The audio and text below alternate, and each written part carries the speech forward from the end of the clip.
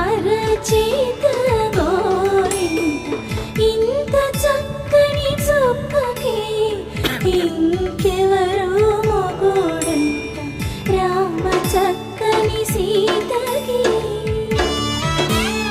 Enjoy చేస్తున్నావా? చూడు చూడు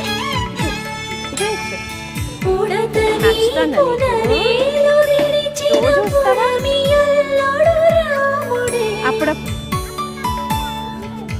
అప్పుడప్పుడు డాన్స్కి వెళ్తావా? ఎడమ చేతను శివుని విల్లు